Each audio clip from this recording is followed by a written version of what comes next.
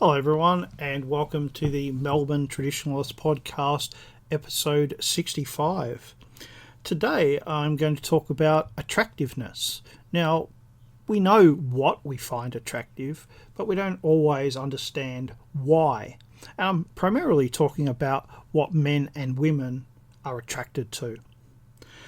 Now, a few months ago, there was a minor controversy when a conservative political commentator, Tommy Lauren, said that she was pretty upset with men. And this is some of what she wrote. All of my friends are attractive and successful. Almost every single one of them has an issue with men. If all of these women, including myself, are having issues, then I have to think it might not be us. It might be you. It might be men. Now, she also wrote, "Don't call us difficult, because we're not.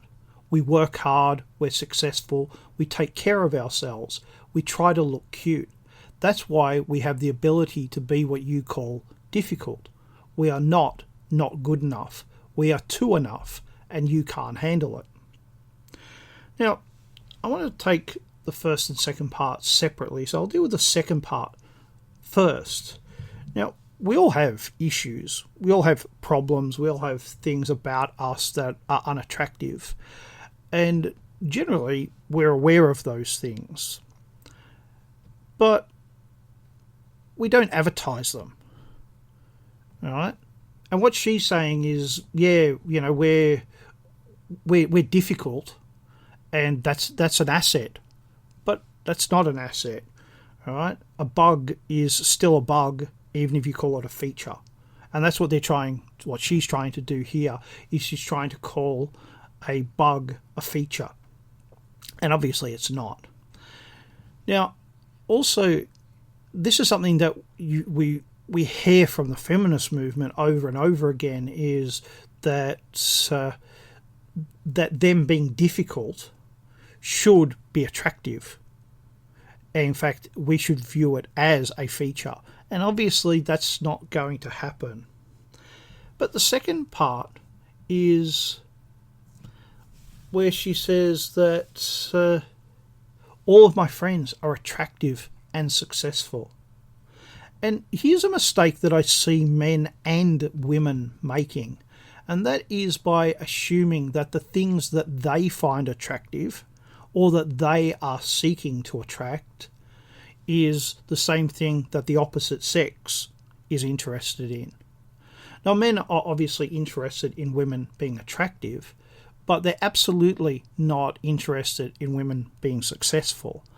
And like a lot of women, she's fallen for that feminist line, that feminist lie, that men find successful women attractive.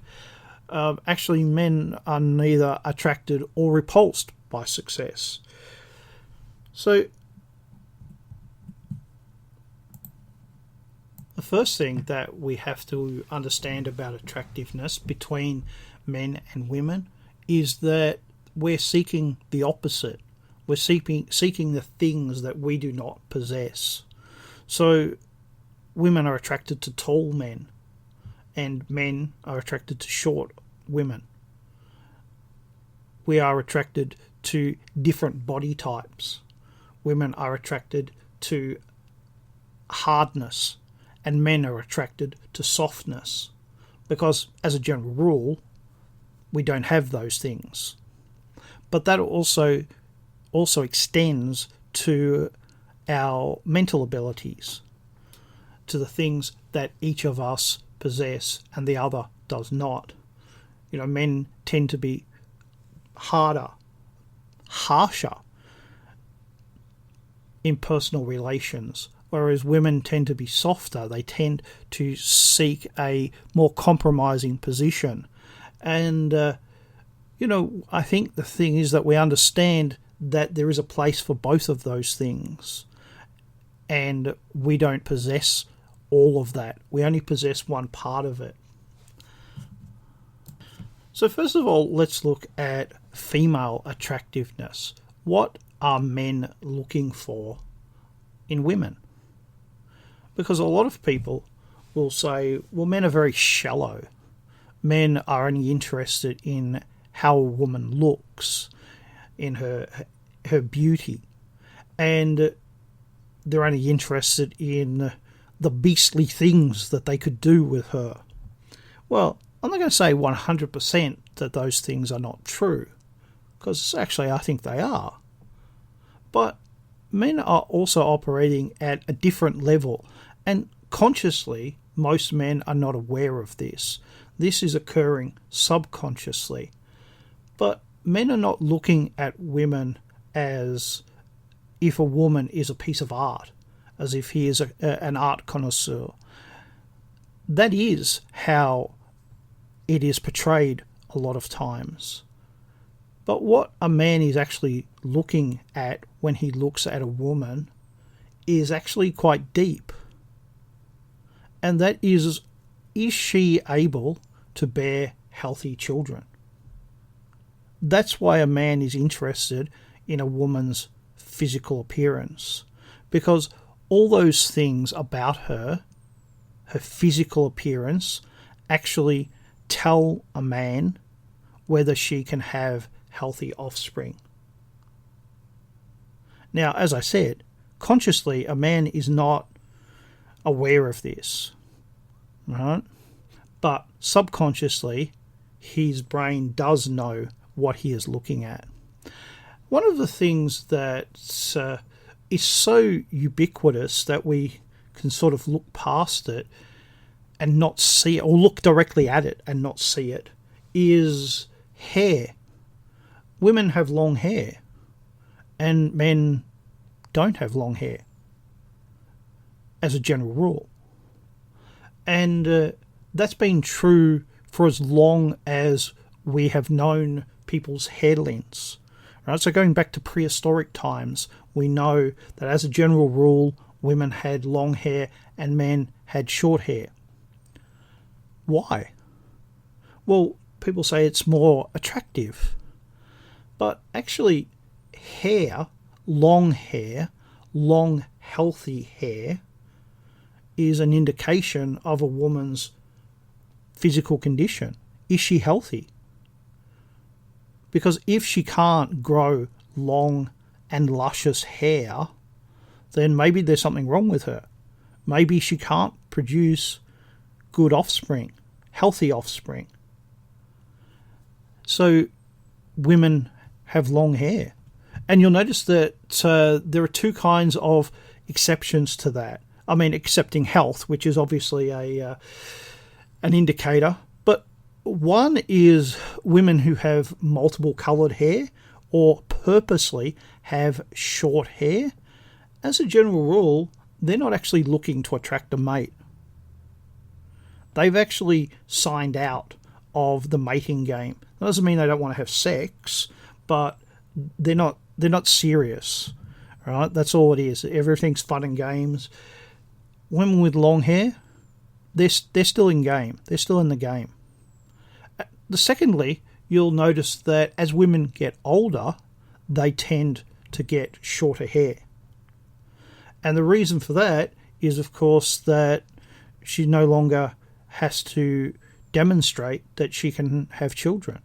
Now, again, consciously, she does not realise this, but her subconscious brain does know this. That is extended to every part of a woman's physical appearance. Now, there are three things that you can really say. There's different strategies that women have adopted to attract men. One is just straight physical beauty. Everyone notices that she is beautiful. All right? Obviously, that's a pretty successful strategy. The second is a glow. Have you ever noticed that some women just glow? They radiate a it is an attractiveness. It's a form of attractiveness. It's their eyes just light up, their skin is glowing, their personality. And that's the second way. And that is actually a physical indication that she's quite fertile. And the third is large breasts. Now, men, as a general rule, quite like breasts. And large breasts have an attractiveness. Now, again, as a general rule, women who are beautiful, who everyone would call beautiful, don't tend to have large breasts. And women with large breasts are generally not what people would regard as beautiful. Now, beautiful, I'm saying, is like, 8, 9s, 10s. All right? I'm certainly not saying that women with large breasts are not attractive, because that's simply not true. And obviously, every woman is an individual, so these things are not strict. And that's a mistake that people make by thinking that these things can't overlap. But every part of a woman's physical features is something that men subconsciously understand about her attractiveness, about her ability to create new life. Everything from the shine of her skin and her eyes, because all women will have that to some extent, but some women glow with it. The shape of her nose, the firmness of her body. Now, it may seem that that's a bit off topic, but actually it's not. It actually, again, it all comes back to, is she capable of producing healthy offspring? And that may sound a bit unromantic, and biologically it is, but lust and love have to start somewhere, and that's where they start. But of course, it doesn't stop there. Men are also after a mate. They're after somebody who has a personality that they can get along with. They're after someone who's intelligent. And generally, they're after somebody who's, just as their personalities fit, they're after a woman whose intelligence fit. So if a man's, 90 IQ, well, he's roughly looking for a woman who's 90 IQ. He wants someone who's, or maybe even a little bit lower. I do think that, as a general rule, women look up to intelligence. So I think that in that respect, she does want a man who's a bit more intelligent than she is, but not too much, because again, she has to relate to him as well. But these things all come together. And a mistake that people make is, we talk about love, and love is obviously a very important aspect of attraction, but actually it's the last part. And we often think of it as the first part. The very first part, when a man is attracted to a woman, is her physical appearance. And then it's her personality. And then it's her intelligence. And then it's everything else. And that final stage, that's love. So let's now look at what women find attractive about men. Well, the very first thing that a woman sees is exactly the same thing a man sees, his physical appearance. So while women are not as fixated on whether a man is handsome or not, as a general rule, a woman's looking for a man who's about the same attractiveness as her. All right? That's not absolute. And you will see examples of very attractive women with men who aren't that attractive, but there's something about that man that they find really attractive.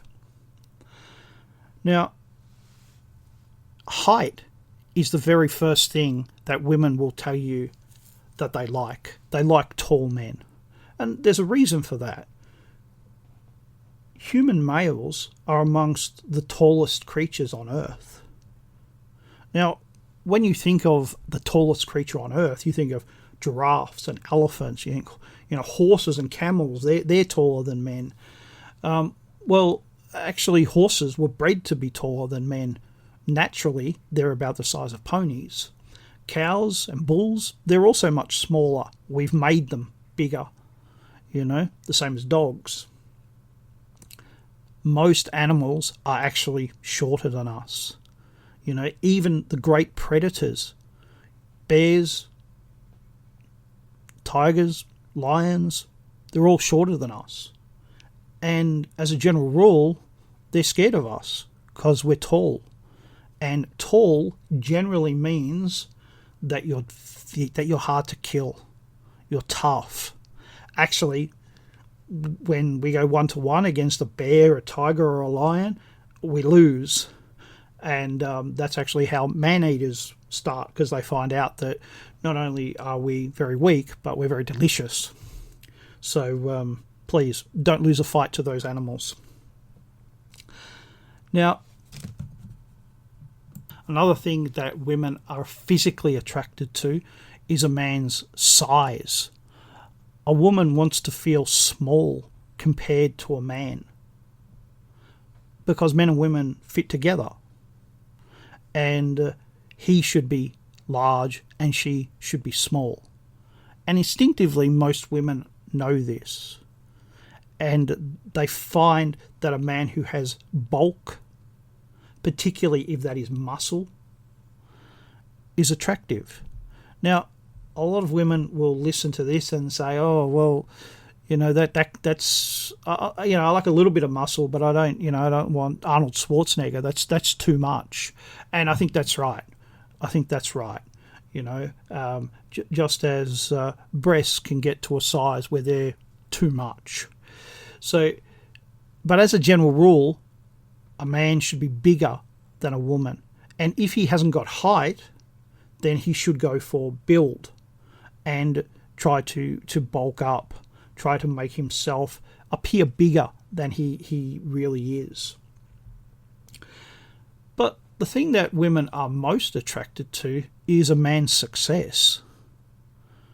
And the thing that it's usually called is our status. Women are attracted to our titles. They're attracted to our wealth. They're attracted to the things that traditionally men had and women did not. And now we live in an age where we're told that men and women are the same.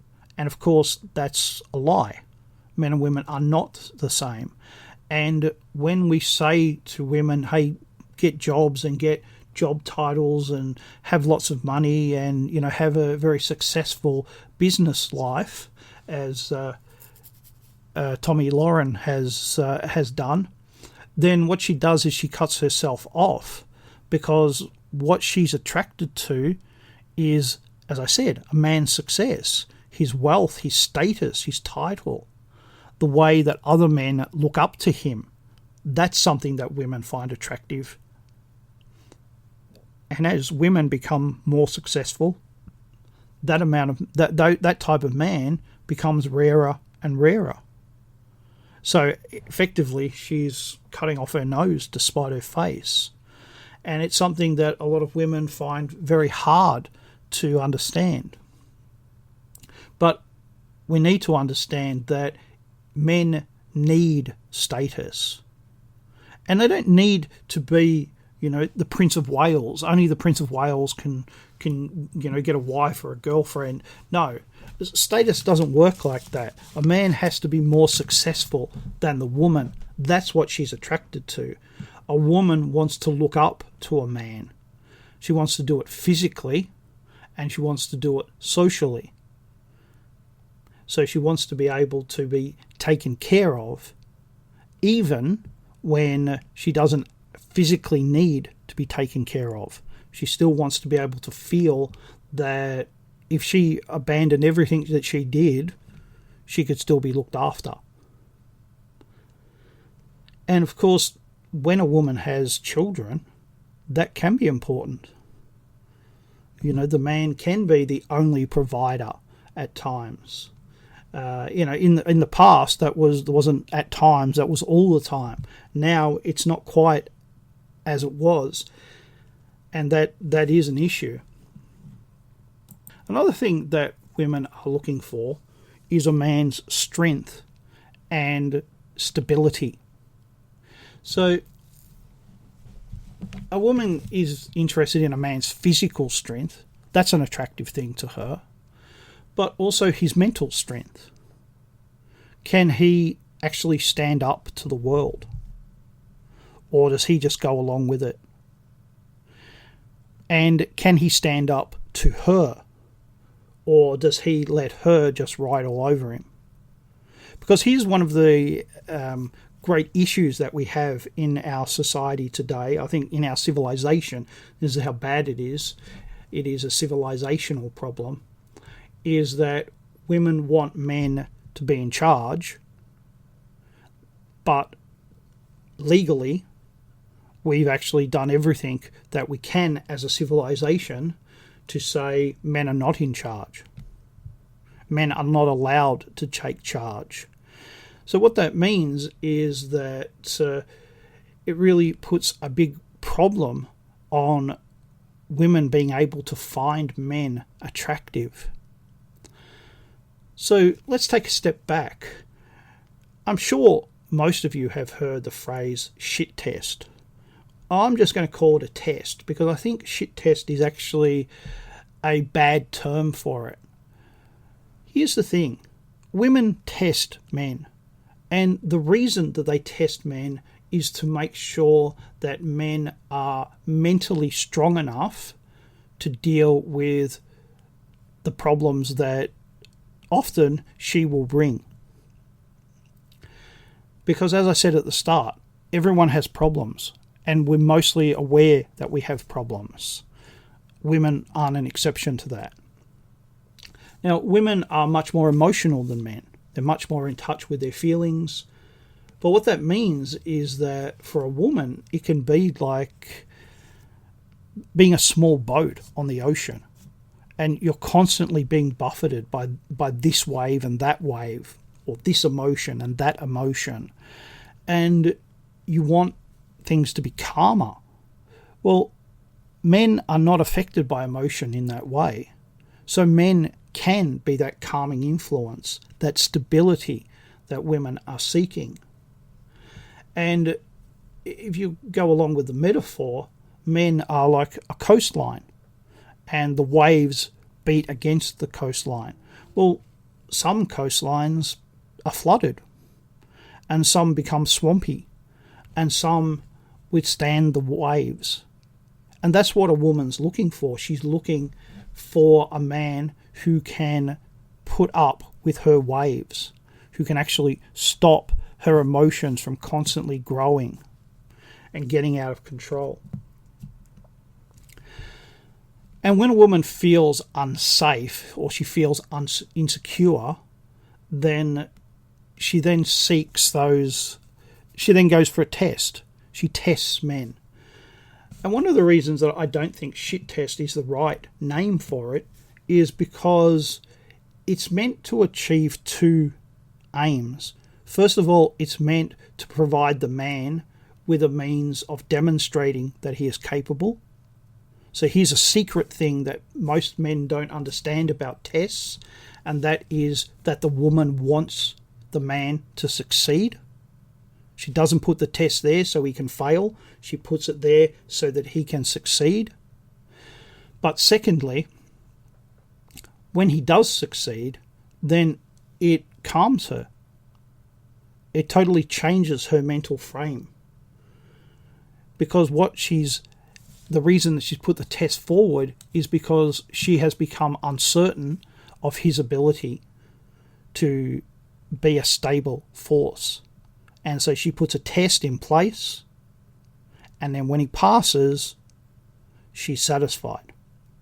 The problem is that men don't know when they're being tested, in most cases. And men don't know what the proper outcome is. And I'm going to talk about that again. Now,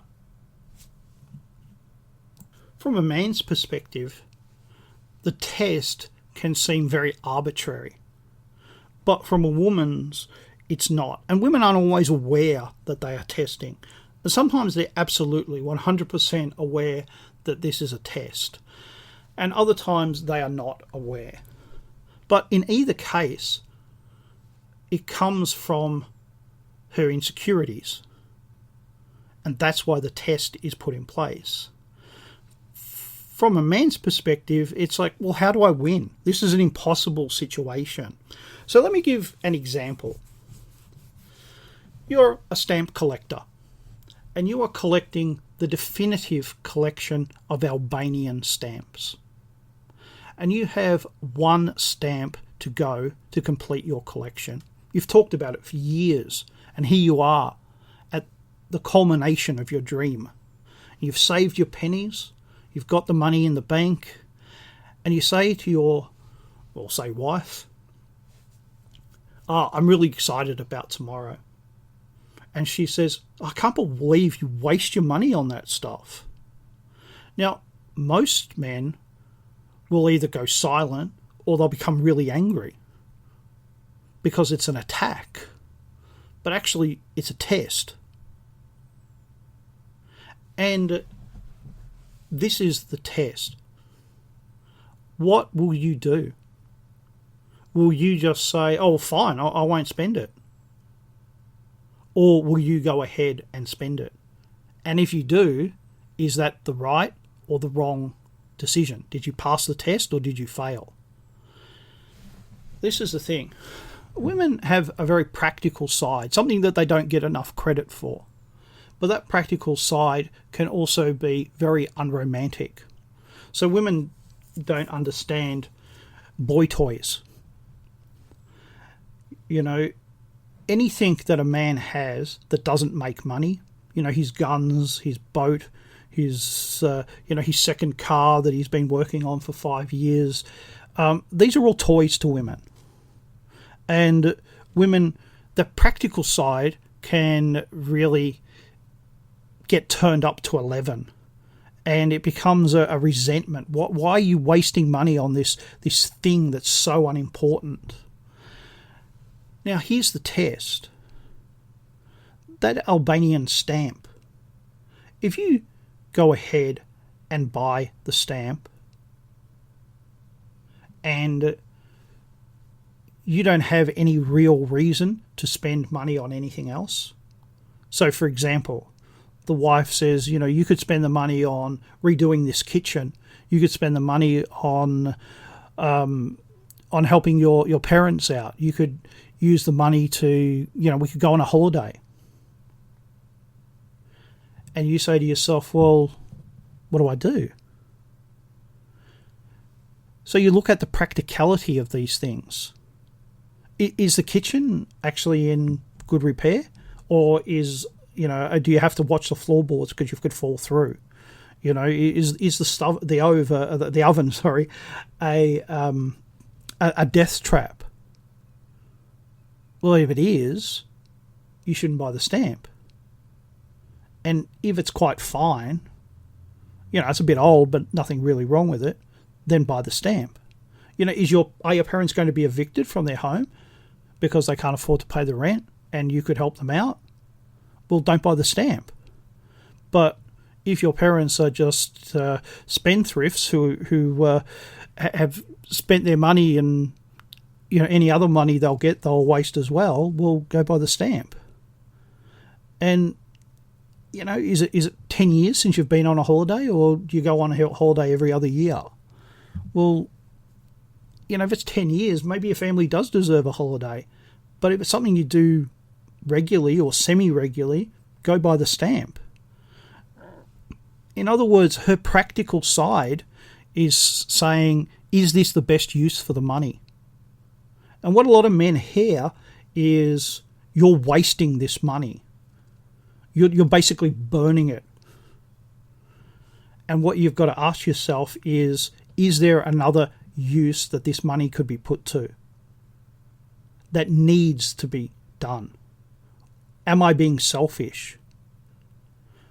And if you can say to yourself, well, yeah, a little bit, but not a lot.